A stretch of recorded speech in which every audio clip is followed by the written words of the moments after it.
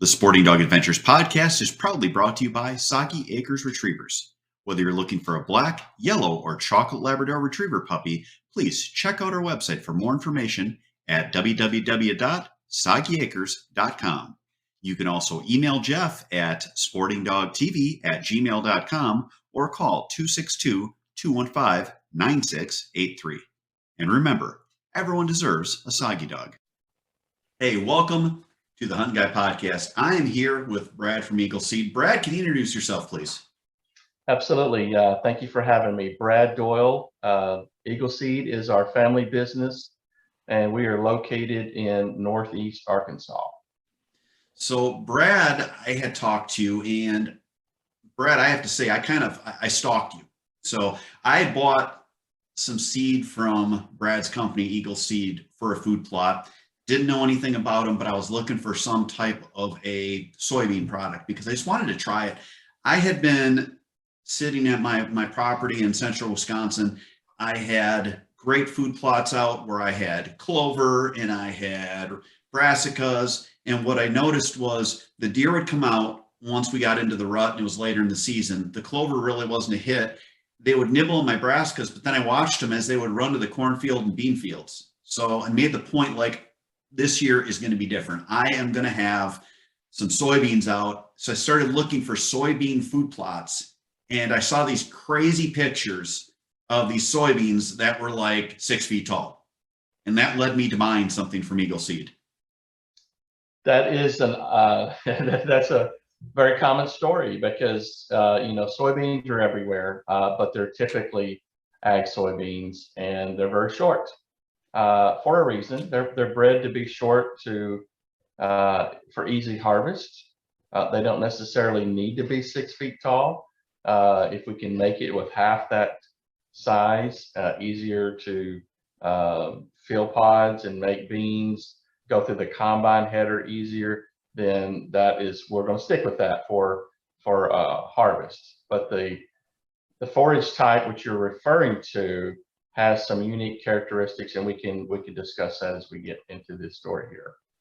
So when we talk about this, I was telling Brad before we started recording, I actually got my seed into the ground in early June. We had a drought. It didn't rain until July. My seeds started growing in July, and they still grew up to probably, I'm about 6'1", and it grew up to about my mouth as far as height. And I mean, that wasn't even giving them their full growth.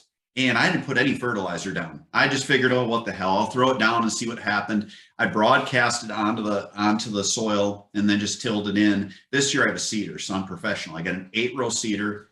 I'm going to do it right this year.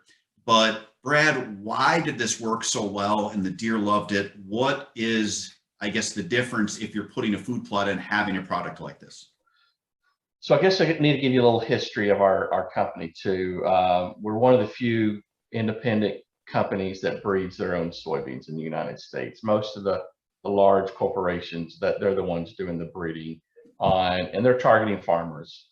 And that's what we do as well. My wife is a soybean breeder. Her father was before her.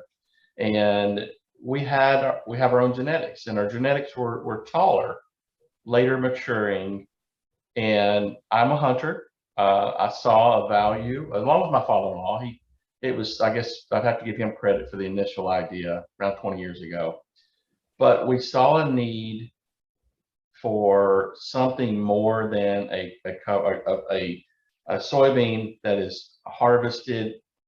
It depends on where you're located. It could be an October harvest, could be a November harvest, but we needed something that maybe would stay green longer, would allow the deer to feed on it longer, but also to regenerate leaves as the deer eat on it. And that is one of the biggest complaints when food plotters want to put soybeans in small secluded plots, is they just get overeaten.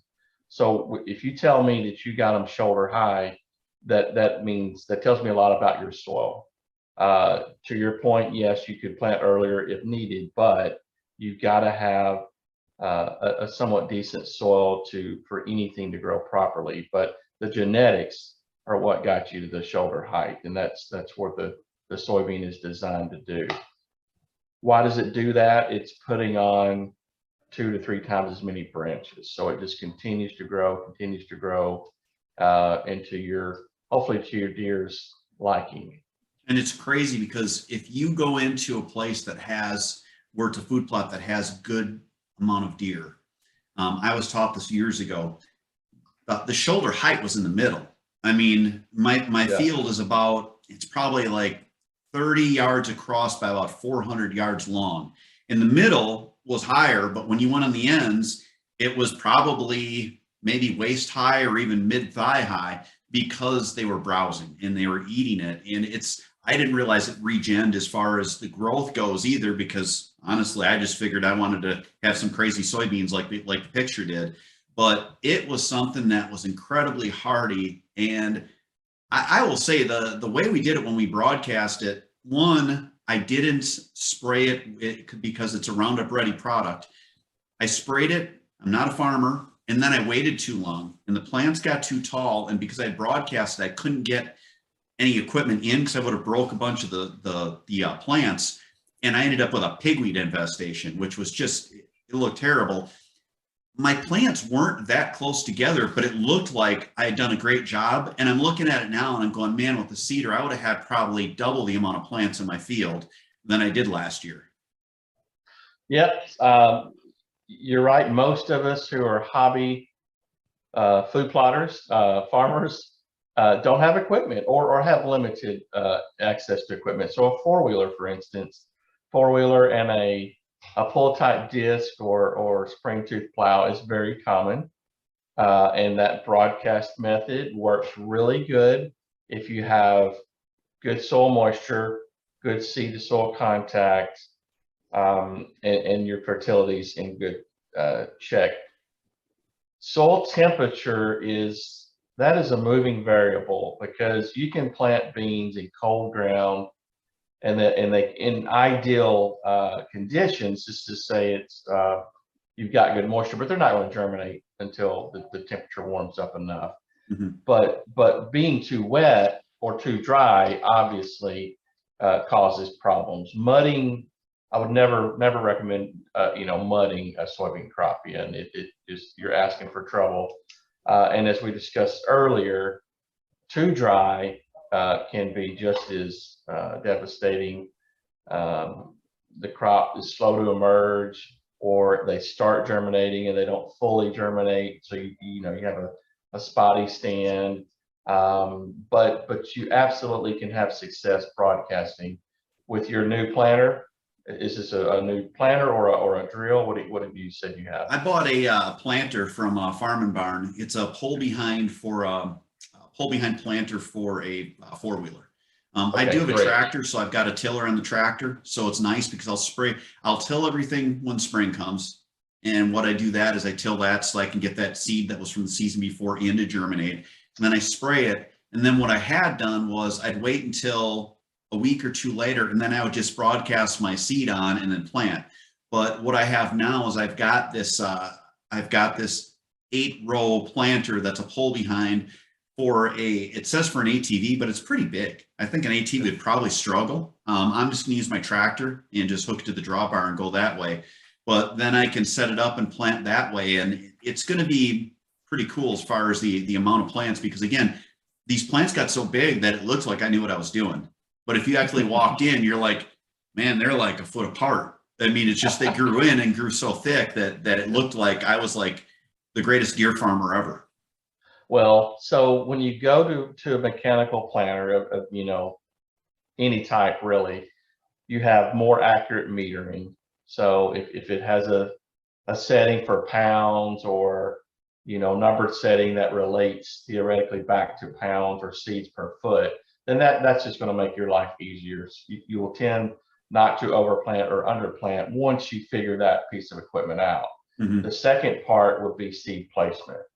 If it has drop tubes down to disc openers or plow shoe, something like that, you're in more control over the depth of that.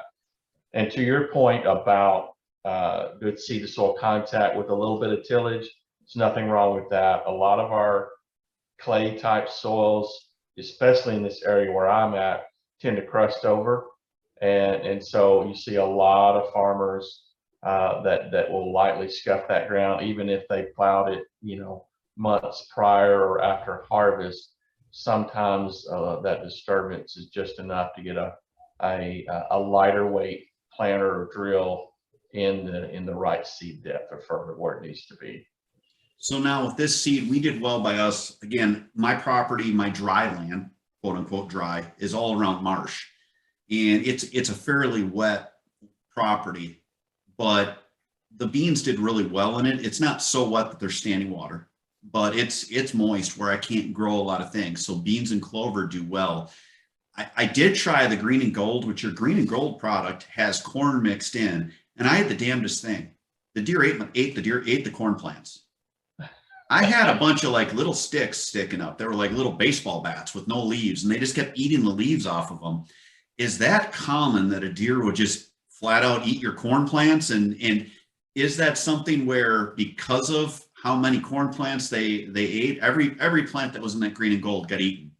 Is that something that I shouldn't use, or is that something where I go to like a full corn, or how do you go about that as far as in your planting procedures? Yeah, and so the blend you're talking about, it has almost a full rate of soybean in it, and it has about a half to a third rate of corn. So there is a lower population of corn in there, and what that's meant to do is a lot of folks do not have large acres, and I say large acres, I'm saying 3 or 4 or 5, even more than that, Mhm. but they want both.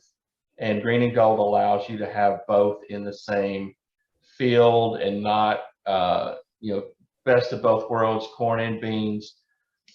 But if you have deer eating corn, most of the feedback we get from our customers is you have a lot of deer, or Mhm. and you have them in an area where you have the most palatable, attractive thing, and so yep, they're just going to jump on it. The corn is always going to be taller than the soybeans, so if a deer is just meandering through your plot there, the corn is higher, and maybe that's just something that they got a liking to, and just hammered on it. I'm assuming they hit the soybeans just as hard. Is that Oh yeah, correct? they hit the soybeans Yeah, just as hard. It's just yeah, the soybeans regenerated and the corn yeah. didn't. I literally I should have taken a picture. It looked like I had a bunch of baseball bats out in my food plot, and I'm like, this is so sad. Like here, I Yeah. wanted to have some corn, and it just didn't work out. In the end of the day, the food plot was feeding the deer. Sure. Food plot should have two goals. One would be summer feeding and winter care, winter feed as well. Obviously, for the summer planted crop like corn and soybeans, they're going to grow up until frost, and they're done. They're not going to have any regeneration after that. So what you have stored on that plant in the form of a cob or a pod, or a head, if it's a grain sorghum or whatever, that is what your goal is. You want to have both, but in some instances, you just have so many deer, uh, and they just browsed it heavily all summer long. So then comes in plan B. That's when you drop in there and shoot for a fall, either overseeding or a complete replanting of the same plot, if your soils don't get too waterlogged in the winter. So do I need to worry about fertilizing if my plants did that well this year? Is it going to have pulled a bunch out of the ground? Probably the 2 years before we had a brassica blend in on the same plot, and one of the plots was too wet to plant, so it just had grass on it. How do I look at this moving forward? I'd like to plant beans at least on part of it this year. Is there something that I should do a blend to kind of crop rotate for the good of the soil, or could I just plant beans every time and just fertilize it? So the great thing about soybeans are, they will fix their own nitrogen. So they are a legume like clover and peas and alfalfa. And if you have the correct bacteria, and you inoculate that seed at planting, or it is already in the soil, we recommend re-inoculating every year. That soybean does not need any additional nitrogen. So there's one cost savings. The corn in green and gold would need some, but not near as much as a full rate of corn. And there may be enough residual nitrogen in that soil for it. Phosphorus demand on soybean is pretty low as well.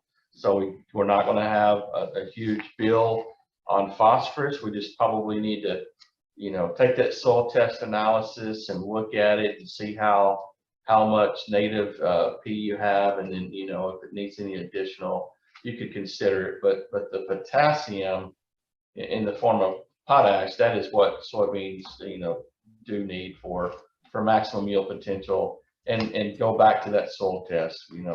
Use what you have there. You're gonna pull some up from down deep. That's just what plants do. That's where their root system is, and they're going to access that. Yes, deer are removing NP and K and many other micronutrients as they're leaving the field.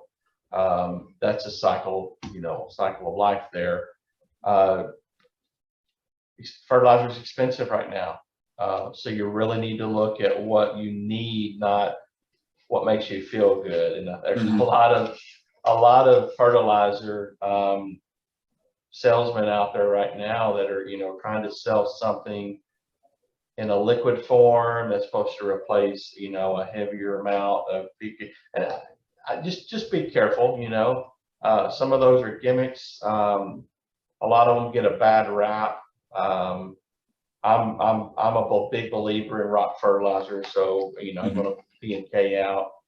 Nitrogen as needed for my corn, but there's other philosophies on nutrient management of plants right now, and if you want to go down that road, just be prepared that if you start with an empty tank, it's going to be a struggle. So you almost need really good fertility to begin with to start that, if you want to call it, regenerative process. And it's great for some people, because they feel like it's more environmentally friendly. But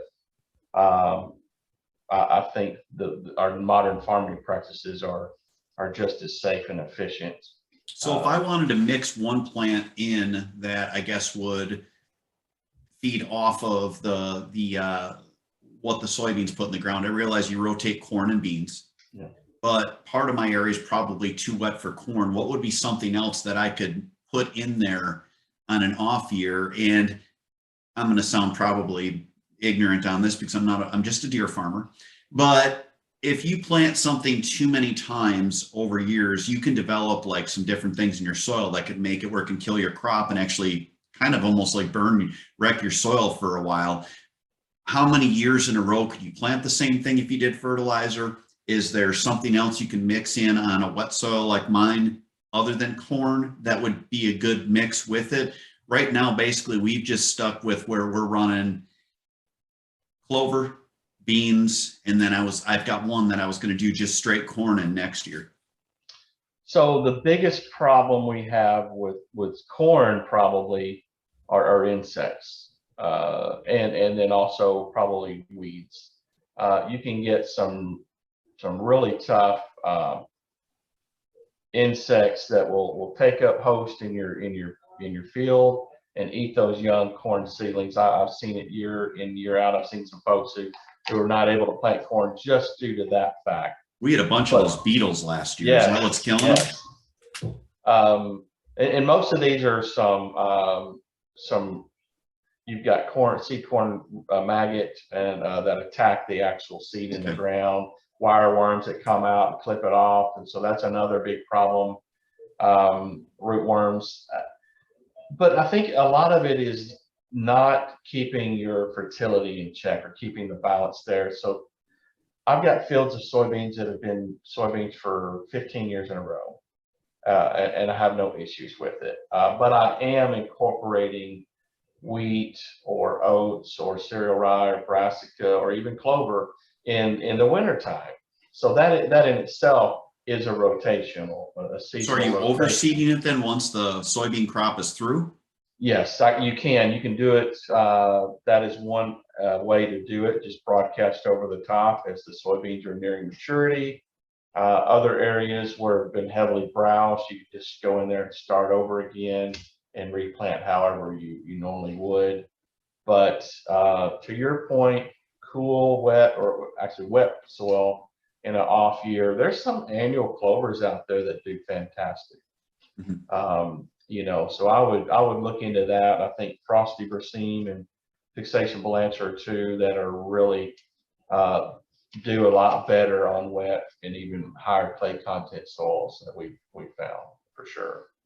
Now, the other thing I was talking to you about before we started recording was I've got my one food plot where there's actually a sand mine. They basically ship fracking sand all over the country.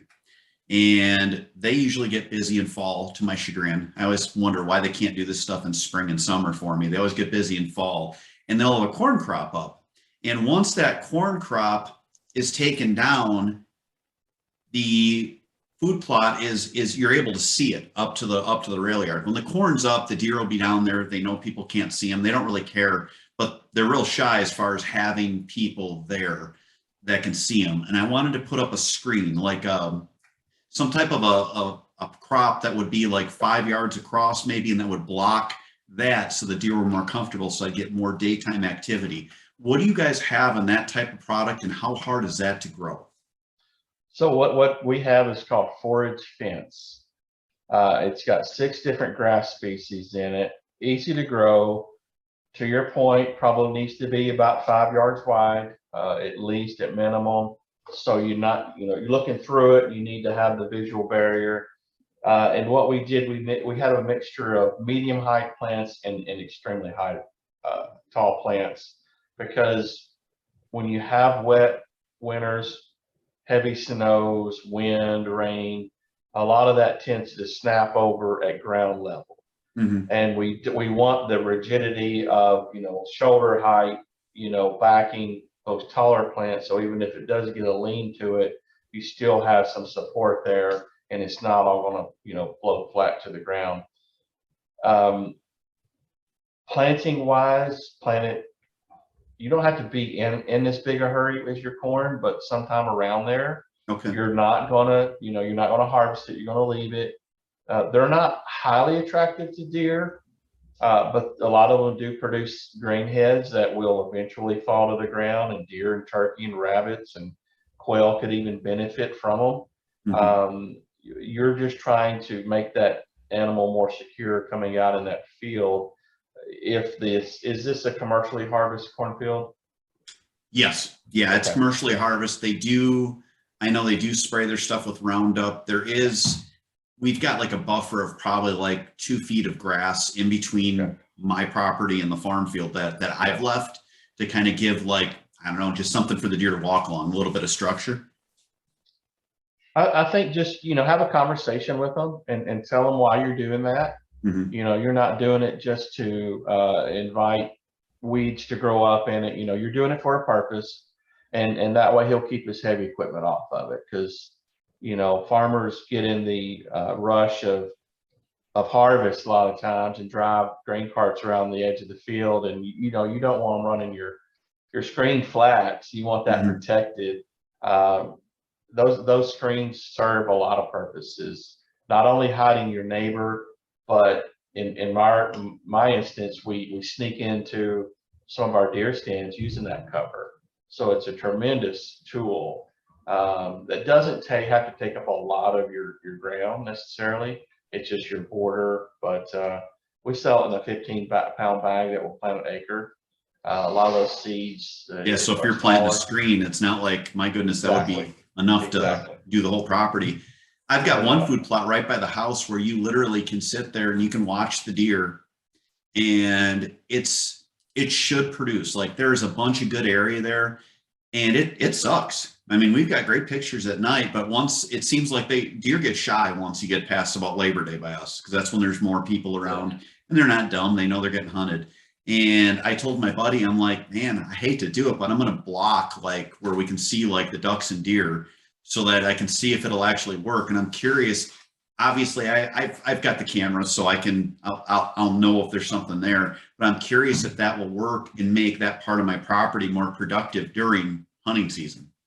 Well, if you can imagine a deer coming out 10 minutes early before, dark, because he feels more secure. Mhm. That could be your opportunity to harvest that big animal that you've been looking for, who's, very cautious in the past, wouldn't come out till after dark. And we recommend a lot of field hunters on elevated blinds to do the same. If they've got a larger field, split it down the middle and split it away from you like a wagon wheel, where it's not interfering with your line of sight, but it's providing enough sight blockage for that deer or turkey, coming into that field. If you can see 300 yards across the field, they can see as well. Mhm. And breaking that line of sight can make all the difference. And I'd be interested to see how your experience is with that method. Yeah, it's neat too. We've got it's all cattails, so we've got a lot of good coverage around, and it's all bedding area. And I started hunting with deer decoys. Oh man, is that fun? I had 2 bucks last year, an 8-point and a 4-point, that fell in love with my decoy. And finally, it was, I mean, I'm not kidding. It was probably 45 minutes past shooting time. And finally, I'm like, oh, hell, I got to scare him. Because I'm like, I can't sit here all night. And the one little 8-point would sit there, and he's just like, man, she doesn't talk much, but I love her. And he's just hanging out by her, and the 4-point would cover, and he'd put the run on him. And I'm like, okay, good, he left. And then he'd come back. And then he'd just stand there. It's like, you boob. Like, I didn't even wash the thing down. It had my scent on it. He didn't care. He's like, man, I love her so much. So yeah, I get a kick out of putting those decoys out there, because when you get those deer that kind of poke their head out, they see that and they're like, oh my God, they've got the confidence to just come hauling in. We've had does that came in and licked the lips on the decoy and smelled them. And it just is a lot of fun to do. But we're thinking of that 400-yard long food plot, actually splitting it, like you said, to give it so that we've got it so it's sectioned, because I've also read where if you've got huge food plots, deer can basically look out, and if they don't see another deer in there, they don't have to come out. Whereas if you've got it sectioned like that, they'll actually come out earlier because they want to check stuff. And that can pay huge, like I said, on skittish animals that maybe even change their path. Deer will travel least resistance areas. They're funny how they do that. So if you get a break between, let's say, your soybeans and our forage blocker there, they'll walk right down the middle of it, and they're following it like a tree line or a field edge. But it's basically something that you made, an artificial line, and it's not hard to find where deer prefer to travel, and especially from bedding to food, or cover to water, things like that. You'll figure out where they are just by their foot traffic and the trails that they make through those. So now, listening to what I have, what would you suggest for my property? Obviously, you haven't seen it. I'm just kind of giving an overview of what we're growing. What would you try on a property like mine with different products that you have? So, we talk about water or wet soils, right? So what is the definition of a wet soil? Is it standing water? Is it spongy? Because if you've got cattails, that's a pretty wet source. Sure. So if you're coming out of that into some flatter area where it's just temporary wet, that's something we can work with. There are some millets, that are typically planted for waterfowl in my area, especially some of the Japanese type millets, and there's some even newer, improved type of it's almost a cousin to barnyard grass that thrive in wet weather or wet feet. But I don't necessarily know that grain head is going to do a lot for deer. It will do more for waterfowl and even probably turkey. So is it deer we're trying to track? Is it turkey? Is it waterfowl? That would be my first question. Pretty much, yes. Yes on all three. I mean, we've got it almost goes from like where we've tried planting stuff in the past. It's cattail mats in a lot of areas where it's bogs, where they come up and down. So it's an SOB. My property, you have to have an Argo with mud tracks on it to get Oh, wow. Okay. It is just, it would be, if you owned it, you would be so limited in the amount of area that you had to hunt that it would be a tough go. But we've got areas where I would say spongy would be a good thing to call it. I mean, you're going to basically sink in about, an inch or two with your boots during a majority of the time of year. Last year it was dry and we did beans, but it's pretty wet where it's tough to get equipment in. And even like a tractor, if you're turning, you're going to dig way down with an actual tractor. Right. So that would be part of one of my big food plot. And then the other area is maybe standing water if you've got like a couple of inches of rain, but it's going to be temporary and a fairly dry area. But it really struggled with brassicas. They didn't grow real long. They didn't like it. It was just too wet. But the beans did awesome and clover does awesome. Yeah. So a lot of the stunting and yellowing of corn in a wet situation like that is it's not able to take nutrients up. Basically, the roots are kind of starved from CO2 and oxygen exchange in the soil. If it's that wet, there's not any gas, atmospheric gas movement in the soil, and so they're just not able to perform. We have some soybeans that we actually have flood testing data on that can withstand almost 30 days of water. I mean, it's really crazy. Down here, we're in a soybean and rice rotation, and we flood irrigate a lot of our soybeans. So we select a lot of those soybeans that can handle wetter feet. And so that to your point, soybeans are probably a good option. Buckwheat can be an option, but it's short-lived option, short for browsing. Not a lot of the grain on buckwheat typically falls to the ground, and you're not going to winter carry any of that. Might be a chance for some cowpeas or sunflowers, but we still get into plants that take up or need a lot of nitrogen, may not be adequately grown if they don't have proper drainage. And I don't know if there's enough slope to this, or is it extremely flat water level? It's got enough slope to get the water off of it. And when we have standing water, it's just because the area is out of its banks. Temporarily, I think that's pretty common. I'm not too worried about temporary. Most things can recover from that if you have proper drainage in there. Now, a lot of NRCS type rules prevent you from manipulating, water, wetland areas like that. So you got to always check with your local laws if you're able to manipulate it. But drainage is huge for us down here. If it's a shallow furrow, just enough to get the surface water off, and then the internal drainage will come beyond that. A lot of Midwestern farms have tile drainage in for that very reason. So don't know if that is an option for you, but underground tile to help a bog like that, just to get it diverted away, can really change your planting, crop of choice in the future. Well, I figured we would try the beans again this year. Now, I think I just did the forage soybeans. Is there one that's better for wet? Yep. So we have a Midwestern and Northern version of like our wildlife managers mix. So that would give you some earlier seed production with some of those varieties that tend to do better with wet soils. And geographically, so soybeans, are photo period sensitive. So there's maturity groups based on where they're planted at. And you're further north than I am, so you have earlier maturing varieties because your day length is longer than down here.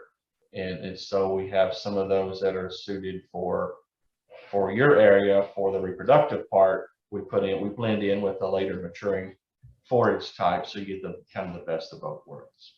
Now, is it something where when mine didn't start growing till July, if I got the stuff planted, let's say in mid-May, had it up by Memorial Day, will that be better for my overall hunting as far as what I saw? Because what I saw was we had great plants until frost. And then there was a period where the deer just weren't that interested in it. when it was basically dying off until it was fully dead, and then it was dry, and then they were back in there. Is there, I guess, did I screw up getting stuff to grow so late, or is that just kind of how it works in a food plot? So yeah, back to the yellowing, that's called senescence, and that's a natural process. Planting earlier, in my opinion, is always beneficial. You typically will have a higher yield if you can plant earlier. Mm-hmm. A lot of that, it just allows for more time of the plants to put on more vegetative growth, more reproductive points of growth, and then fill pods before frost comes. The plant takes up nutrients through the roots, and it stores it in the leaf, the petioles, the stems, all through the summer.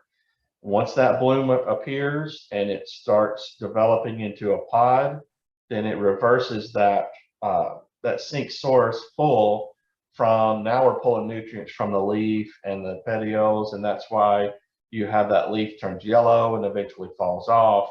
So yeah, there will be a time when that plant is yellowing that it may not be as attractive as it was before with a full green leaf on there.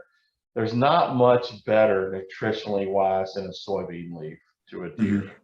It is an amazingly high, nutritional leaf. We've got some varieties that are up of over 42% leaf protein. So nothing can match that, from a plant that you could grow, providing 24/7 feeding. So you're going to get better horn growth, healthier deer, Absolutely. and it's just really going to be a good thing for them. And this would be above corn, even in the big scheme of things. Yeah, so if there's a really, really great study out of Mississippi State University, and they took some captive deer they put them in captive from 3 different growing regions. The Mississippi River Valley, which is high fertility, which historically had bigger deer, both body and antler. You had the hills, the red clay hills, central Mississippi, and then the southern coastal plain where it had the smallest deer. And they brought them in and they put them on high protein diet. And the study basically showed that by changing the diet to a high protein, high nutrition diet, you could get the same results basically on antler growth. They would all meet. So it wasn't about genetics. Mm-hmm. It was more about the diet. It's fascinating. It did not happen in 1 year. It took the way I understand it, took 2 full adult doe life cycles, and they were 2 to 3 years each. So it's a process. It takes a couple of years, but it's amazing.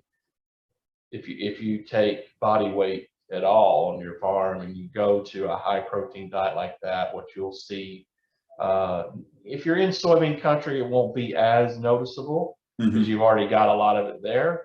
And at that point, why are you growing the later maturing soybean is that whenever everything else does turn yellow, you still have green soybeans. And that is what you can pull deer in for miles, with that, if you have that system set up. We had a great later too. And once it got to mid-November by us, we got a frost in probably, let's say the 25th of October, and it killed the plants. And man, they looked pitiful too. Felt kind of bad for them. I'm like, you guys were so tall and big, and look at you now. But I called them my mutant soybeans, and the mutant soybeans started to die. And then we had a break. And then once we got from mid-November to about probably almost February 1st, the deer were just in there. They just were so excited to be in there, and they were in there every night. The big thing for us is just figuring out how to get in there while they're there so that you're not bumping them out, because the damn fawns were in there almost all day. I think they bedded in there actually. So that is a great thing about the taller beans. People don't give them credit for that, but it is back to the line of sight of a deer. If you got a soybean that's taller than they are, they feel more secure in that. And they, like you said, they may just camp out there and hide out and rear their fawns there. So if you take a plant that is killed by frost, it still has nutrition in the stems, and you'll see deer that actually come back and eat the stems. Okay. The later it gets in the winter, that is still a nutritional forage for them, and they will by this time of year, if they make it this long, it's nothing but stem out there. So they will eat almost everything. How many days growth, I guess, or what's the maturity life cycle of these food plot soybeans? I know like corn, you've got the 100-day corn and 90-day corn. It's a moving number because of that photoperiod sensitive part. If the earlier you plant, the longer that number can be. The shorter you plant, when June 23rd happens, you have the days are getting shorter now, and that plant is triggered to flower sooner. So it could be 120 days, it could be 95 days, but it depends on your planting date. So if you want more time, plant earlier. So is it basically just the first frost is when our plants are going to start to turn yellow then, or what was I late in my planting? It may. So soybeans don't grow a lot below 50-degree air temperature, so they will start slowing down once you get to that point. It will take a couple of frosts to kill one that's still pretty green, but that earlier planting, even if it's a little cooler than normal, don't be afraid to plant it. And that way you would give yourself more yield potential by the end of the winter. Now I was a kid in the 80s, and looking back on movies, I've got an idea. I used to be in TV, so follow me on this. I don't know if you've thought about making a movie about your beans. We could call it Children of the Beans. We could dust off Malachi and bring him back and have him in the bean fields, and he could like stalk people. What do you think? It would be spooky, would it not? Yeah, out there at nighttime. That's might have to think about that. Might hire you for that. So too fun, but. Well, if you guys want, check out Brad. Brad, you got to give us our website. Where would they find you? eagleseed.com. We have a lot of information on there from both spring, summer, fall planted. The core of our business has always been soybeans, rice, and wheat to the local farmers. My passion and my father-in-law's ingenuity brought our wildlife side into our business, and cover crops are another big part that are growing. But we pride ourselves on providing technical help, consulting, like we're doing here, talking back and forth. There's a lot of that goes on, and we want to know what your goal is. How big an area do you intend to plant? What kind of tools do you have to work with? What is your budget? Things like that that are important. Because if you're doing this just because your neighbor's doing it, you can copycat everything he's doing. But if you truly have a goal, if it's a larger deer, or you want your grandkids to have a better opportunity every time they go out, or you just simply want to increase your animal sightings on your farm and have no intention of harvesting, we've got something for you. Eagleseed.com is where our hub is there. Like I said, we're located here in Northeast Arkansas, and we ship all over the U.S. So it's been a blessing for us to be able to interact with hunters, and especially myself being one. And our son is active as he is. Waterfowl, deer, turkey, quail. Went pheasant hunting for the first time this year. Just had a blast, and I look forward to many more opportunities like that. Well, Brad, you don't realize it yet, but I'm going to talk you into doing our other podcast, the Sporting Dog Adventures podcast, because I want to talk about the waterfowl side of things. And Brad's company also has a great waterfowl blend. They've got rice, but I wanted to talk about deer only on this one. If you guys want to see just some crazy pictures, I'm telling you, this is not, I contacted Brad. He didn't contact us to be on the show. I looked at these photos, and I was sending this to people, including our buddy Brad Heidel, and I'm like, look at these crazy ass mutant beans. I'm like, I'm going to grow this. And I had people stopping where I had my buddies. I'm like, just go look behind my house. Stop and look. I'm like, you got to see how tall these are, including the farmers. And of course, the one farmer's like, wow, our beans are pretty tall too. I'm like, I'm like, my butt. I'm like, mine are as tall as me. I'm like, yours are only waist high. I'm like, you're suck. But if you want to see a great product line, they've got a lot of wonderful big game stuff. They've also got waterfowl stuff. They've got upland bird game. It is just a neat site and fun to look at. Check it out. I'm going to post some photos of our stuff later in the season so that people can see it. We shot 2 nice bucks on our property too last year, and one of them was on the site that we put the beans on. So Brad, what I have to ask you now is that, can you please stay with us? We're going to do a tip section with you. And then the last part of the show, we wanted to have you talk about a memorable hunt that you had. Would you be willing to stick around? Absolutely. Okay, everyone, stay tuned for our tip section. It's going to be after a note from our sponsors. We're going to bring Brad back and talk to him about a tip. I don't even know what tip he's going to talk about, but he's going to stick with us and give us a great tip. All that more coming up after this.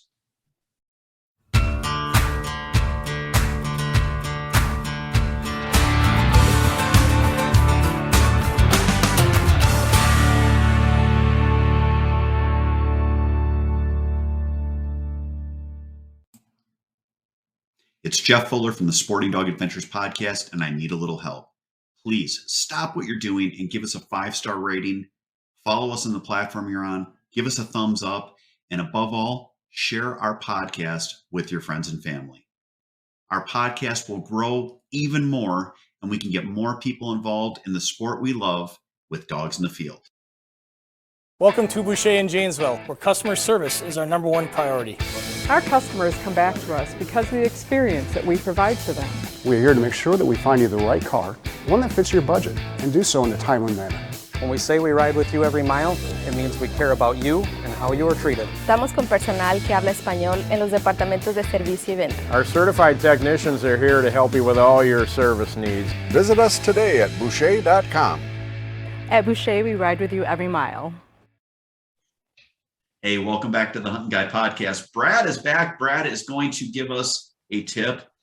He explained it to me. We talked about 3 things. I don't even know which one he's going to pick. So Brad, what tip do we want to talk about today?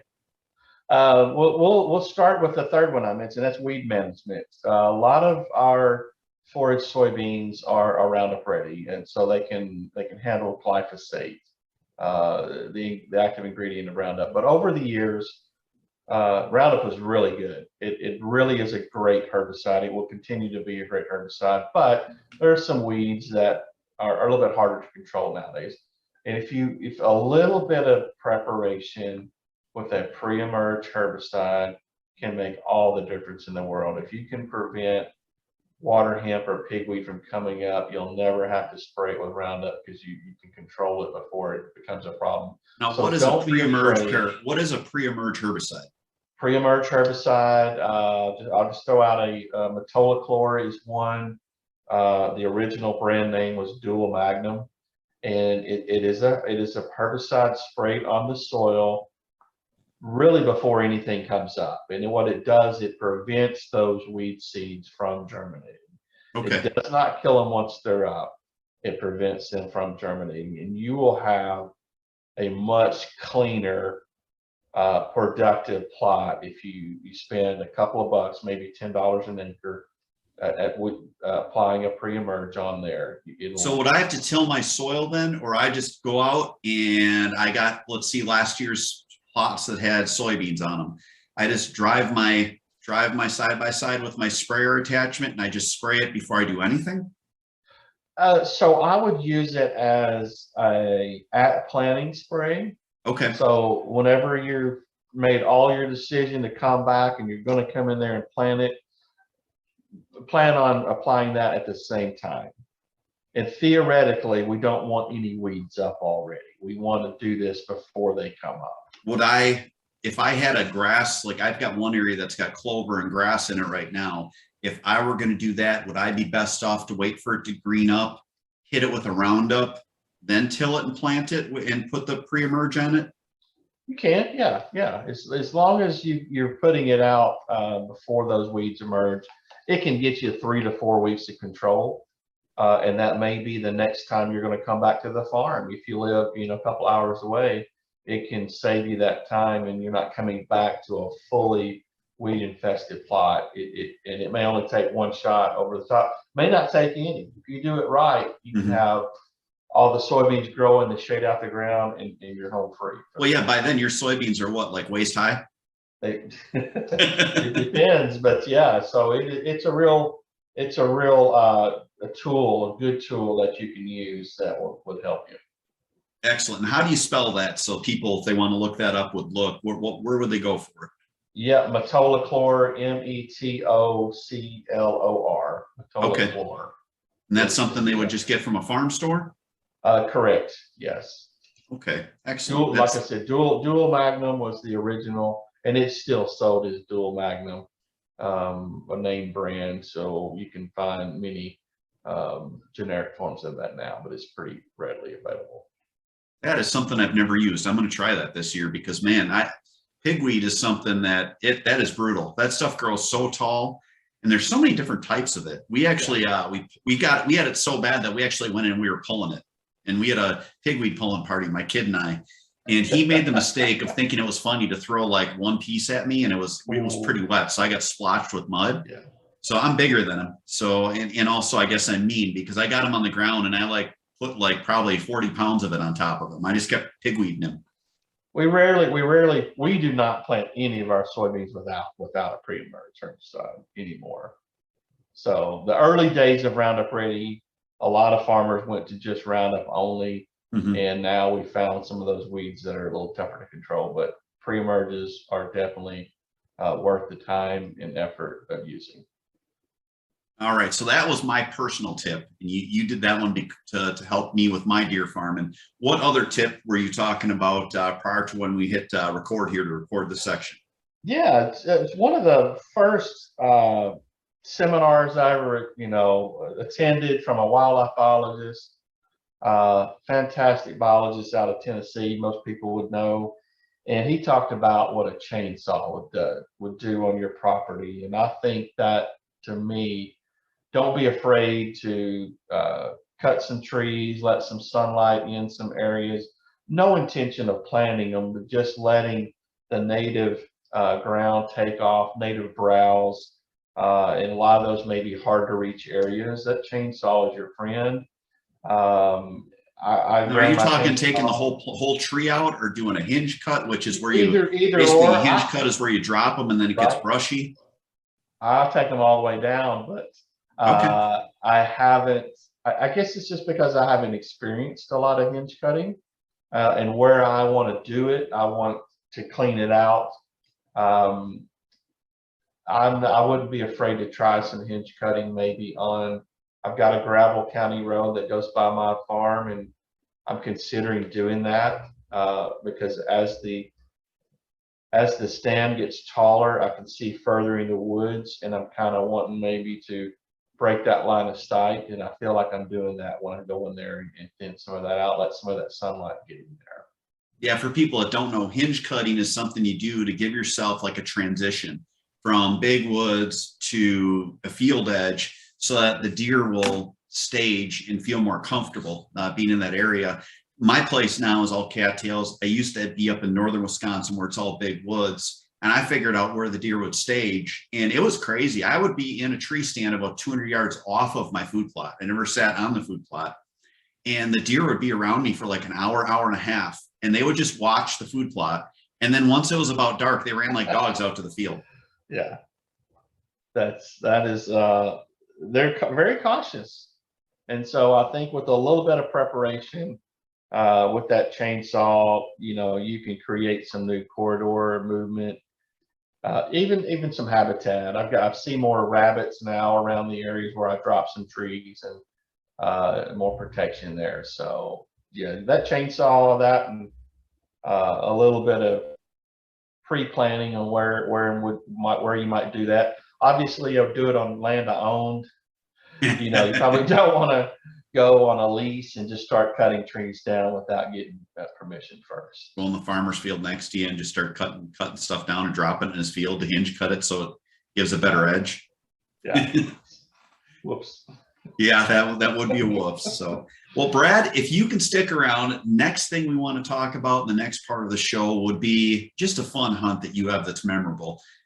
like I said, when I was talking to you, I got one that was so far out there on the last show where the guy was talking about hunting with a veterinarian where they tranquilized a rhino and they then took data from the rhino and revived it. I'd never expected that. So feel free to surprise us with whatever you'd like to talk about next. We're with Brad from Eagle Seed. We are going to talk about a hunt next. I hope you guys are enjoying this show. It's a lot of fun for me. I'm learning a lot. Stay tuned for the next part of our show coming up after this.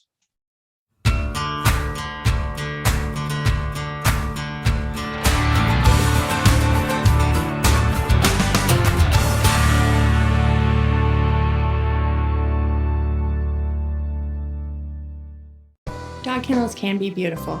That's the basis on which we built DCT Kennels.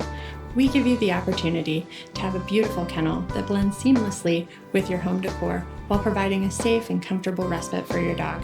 Visit dctkennels.com to see all of our custom selections and start building your dream custom doggy credenza.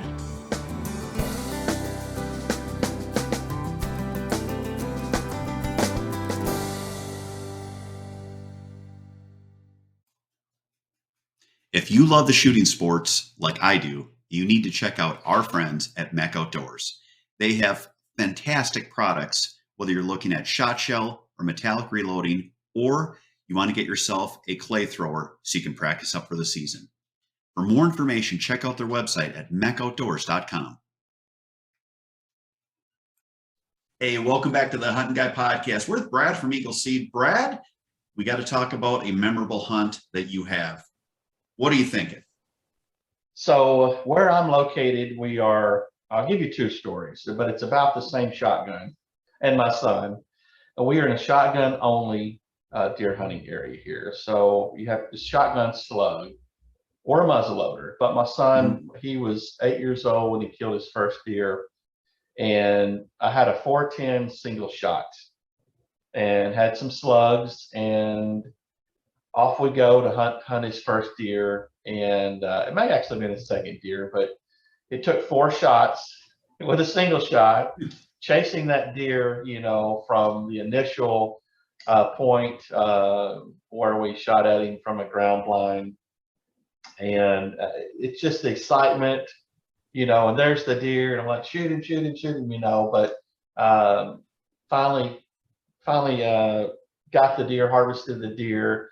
So proud as a dad, hunted my whole life, and was renewed interest being able to take my son with me. And I took him when he was quite young, 4 or 5 years old, but I always made sure when he was that young that we were warm.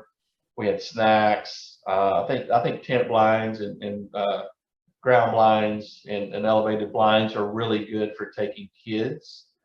Because it gives them the freedom to move around a little bit more and whisper and have some talks, and don't be too serious about it. Have some fun with it. And I just had a blast. With that same single shot. We're duck hunting one day, same farm back behind our house, and he was really disappointed. He shot at some ducks, missed, and he was just really, really disappointed and said, "Dad, this gun it just won't kill anything." So I took his gun, and the next bird that flew over was a shoveler, and I shot one shot and knocked it down, and I was just glowing, and I handed it back to him and said, "Son, there's nothing wrong with your gun," and he just was, so proud of that now. Oh, my gun is maybe good enough. So yeah. He's since graduated to much bigger guns, but that was another great hunt with him that we always sit back and think about and laugh about. But give the kid a chance, take them, don't take them too long, don't burn them out on it, but it was just let them have fun, be a kid. And he doesn't have to go with me anymore. Now I have to wait on him to invite me, but many memories made there. So it's something that I've got so many memories of my boys because I had 9 seasons of TV. So I've watched them grow up, and I was watching a show last night that was, it was probably 4 or 5 years ago. And it's just neat because you look back on that stuff and you have those memories. I have them on video. So it's cool for me because I can go back and watch the stuff. Absolutely. But those are memories that you you're never going to remember that hunt where you shoot that big animal yourself or limit on ducks unless your kids are there. You're going to remember those hunts way before the hunts when you're hunting with your stupid buddies. And that's something that people need to understand and need to experience. We also need to get our kids involved so that the sport grows and so that they have an interest beyond playing a duck hunting game on their phone and actually go out and waterfowl hunt and big game hunt. And it's something that we all owe to the sport that I wish more people would put an emphasis on.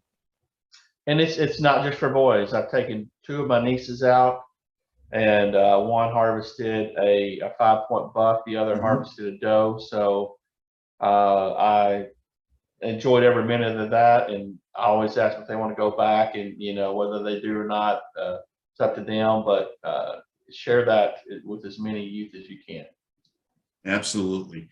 So this is the end of our show, everyone. Brad has stuck with us through 3 different segments, giving us a lot of information. Brad, again, if people want to find information about Eagle Seed, where would they go?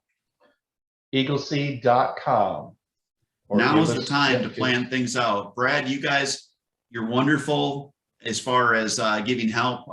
Last year, when I wanted to buy these mutant beans, I was conversing with people by email. They are more than helpful to give you information. You can email them, you can call them, they will help you out. They probably won't plant it for you, but they'll at least give you instructions on getting it to the ground. Absolutely, anytime. Thank you so much for being part of our show. Everyone, thank you so much for spending a little bit of time either watching or listening to the Hunting Guy podcast. Please stay tuned for next week. We're going to have a great episode. Thank you again. Have a great week and God bless.